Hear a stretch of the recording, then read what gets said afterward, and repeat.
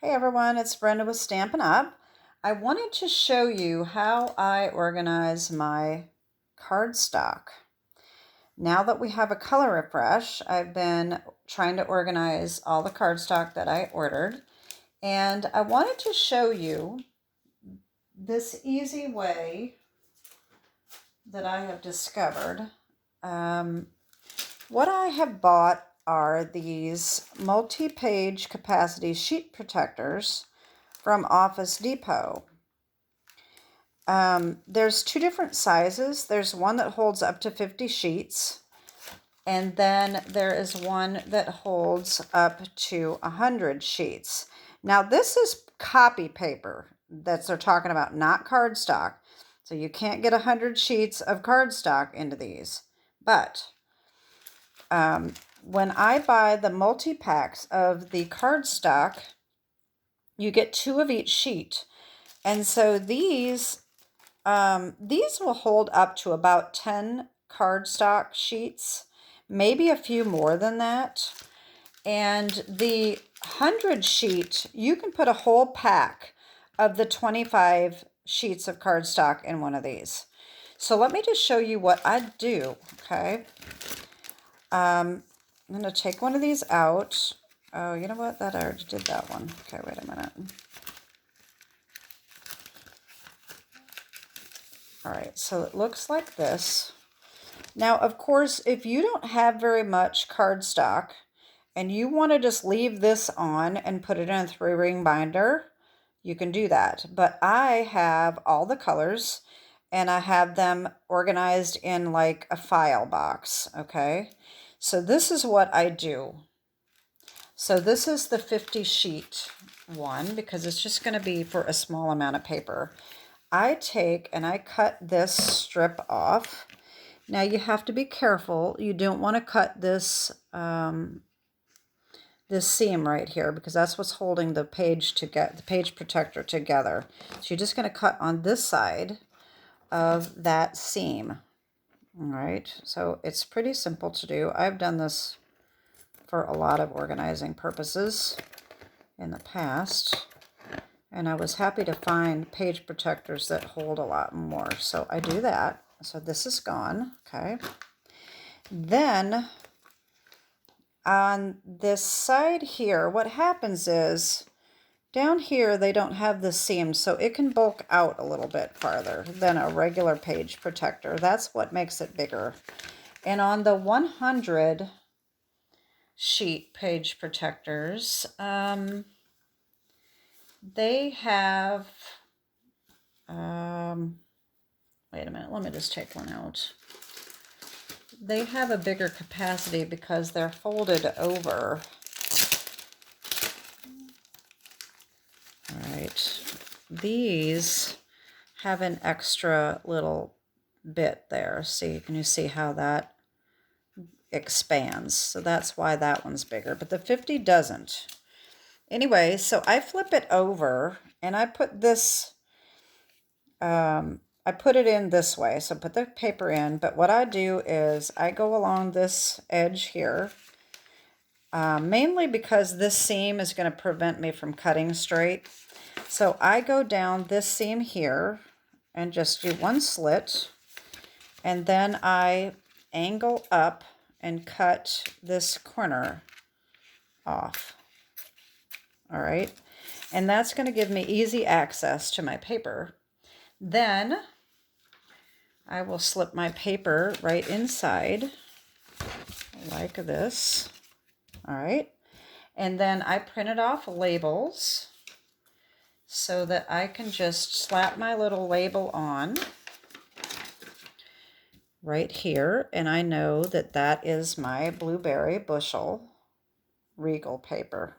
Okay, so that is how I do that. And while I'm at it, let me just show you the new colors with the cardstock, okay, without glare. So this is the blueberry bushel, and this is just not, you know what, that's not going to work. I don't know why my camera, there we go. That looks more like what it really does. I'm getting it too close. That's probably my problem. Okay, so this is blueberry bushel.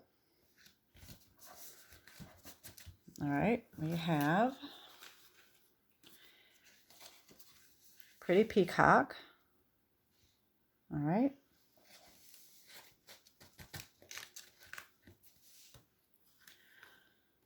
Berry burst. Now, if you saw my previous video, I was telling you this does not show up on camera like it does in person. And I don't understand, even clear down here, it looks more like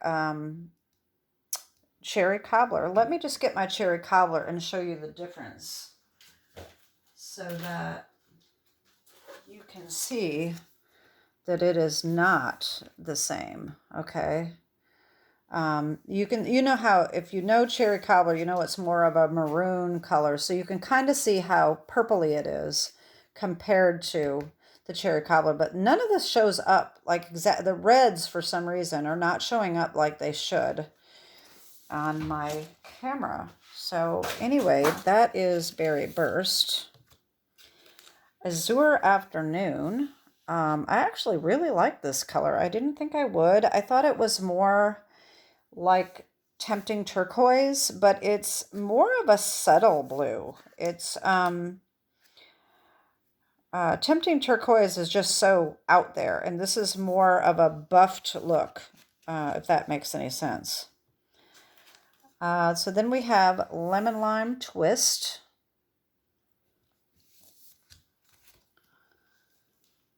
Here is Pecan Pie.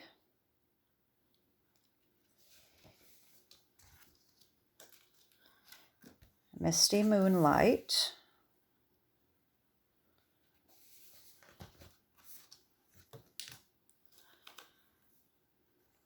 Bubble Bath. Now this is showing up very, very light. It is a very light, but it's pinker than what it's looking like on camera. And those of you that were looking for Blushing Bride, let me just show you the difference. It's definitely a lot different. It's definitely pinker. This is more of a mauve-y kind of a pink, and this is definitely pink pink. So there's a big difference between those two colors. Then we have Lost Lagoon. All right. And the last one is Lemon Lolly. And I really wish they would show up on camera like they do in person.